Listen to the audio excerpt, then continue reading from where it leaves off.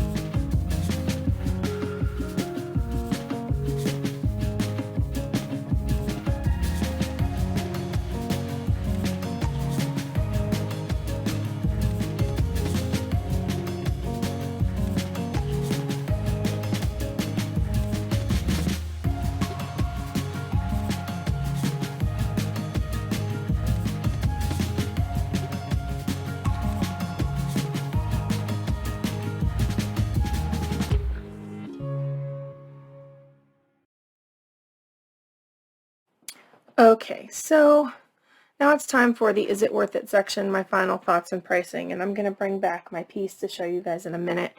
I'm just letting it do a little bit of drawing. I will say, you know, the last couple sketch boxes we have been wet media of some kind. We had the one with the acrylic gouache, which again was like very close to being amazing, but then we had some not great supplies in there and it didn't work well together. A couple boxes before that, we had the water brush markers from Monami, and that was a water-soluble box. So I am a little bit bummed that we are getting a third box of wet media stuff in a row. Now, I'm a wet media person. I love watercolor, so I didn't have that much trouble with the box. However, let's go over everything. Pros. Let's go with the pros. The first pro is the box does work well together. They gave us a good color palette. They did give us everything that works good together. They gave us a nice, this brush was really a good brush. I will use it a lot. It's a really nice mop brush, and for the purposes of the project it worked pretty well. This brush I did grab just because I needed a detail brush that I just had, so that's not part of the box.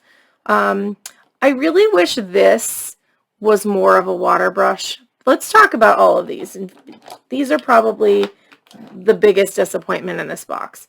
I really was excited to use these and thought they would be a lot of fun to use and that they would move really well on the watercolor paper, and they just didn't.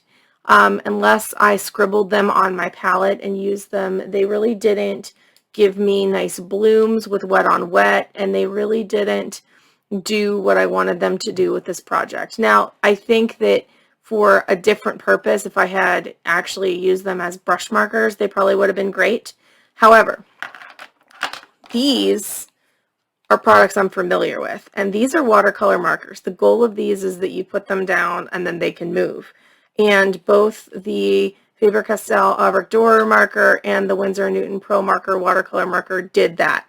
They moved so well and so beautifully on the paper, and I could lay it down with a very bold line if I wanted to, or I could kind of stipple it in and get it to move enough to create like a soft movement. And that is exactly what this kind of brush marker situation should be, in my opinion.